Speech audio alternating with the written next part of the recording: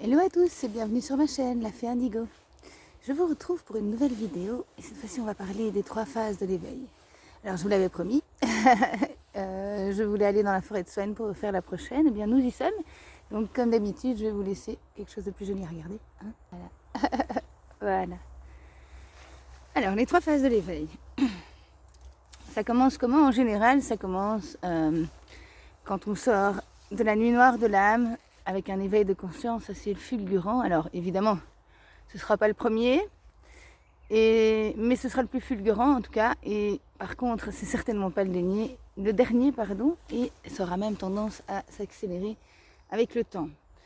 Donc en général, la première phase de l'éveil, c'est la sortie de la nuit noire de l'âme, où on se rend compte qu'on a également des origines qui sont célestes, en général.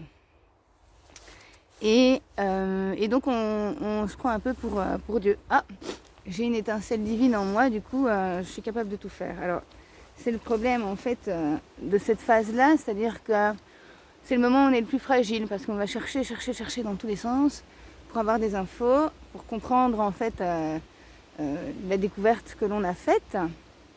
Et il est très facile à ce moment-là, comme Internet regorge de choses et d'autres, et surtout il y a beaucoup à boire et à manger, eh bien, le danger est là, entre autres, de se perdre là-dedans et de se laisser avoir par l'ego spirituel.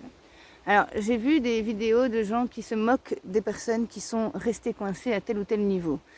Pour moi, ça revient à la même chose, en fait. Ce sont des gens qui ne sont pas tout à fait éveillés, parce que quand on est éveillé, on est compatissant, peu importe le niveau des gens et peu importe où ils en sont. Donc, au lieu de s'en moquer, on va plutôt aller les aider, plutôt que d'en rire, parce que ça fait descendre finalement les vibrations de tout le monde.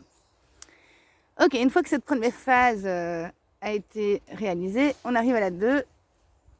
Et là, c'est un peu le retour de bâton. Donc on se dit, ouais, une étincelle divine, super, et quoi ça me sert en fait? Parce que finalement, je suis qu'un pauvre petit humain sur cette planète.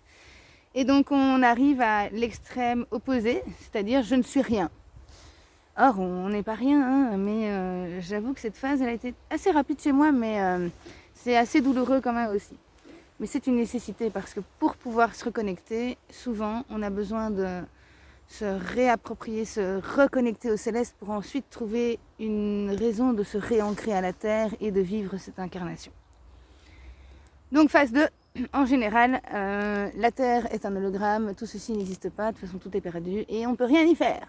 C'est très frustrant quand on a ce genre de discours, mais ça, encore une fois, ça ne sert à rien d'aller à l'encontre. Tout ce qu'on peut faire, c'est gentiment dire, mais il y a encore plein de solutions, etc., etc., etc. Et puis quand on a terminé cette phase-là, on arrive enfin à la 3e phase qui permet en fait l'illumination. Et c'est la présence je suis. On est autant divin que terrien, et c'est l'équilibre entre les deux qui permet alors l'illumination. L'illumination, c'est pas la fin du chemin, hein. On n'a jamais lu quelque part que le Bouddha, après son illumination, il est mort. Non, non, non, il a continué à enseigner, et sa vie ne s'est pas arrêtée là, loin de là.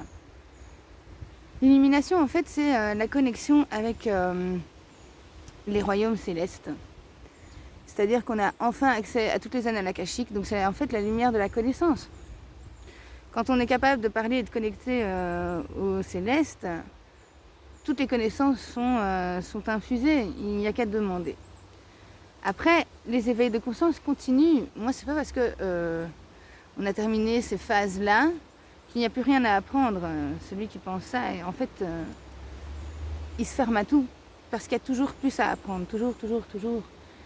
Et pour pouvoir avancer et pour pouvoir enseigner, il faut savoir soi-même. Et on peut parler de choses que si on les connaît très bien.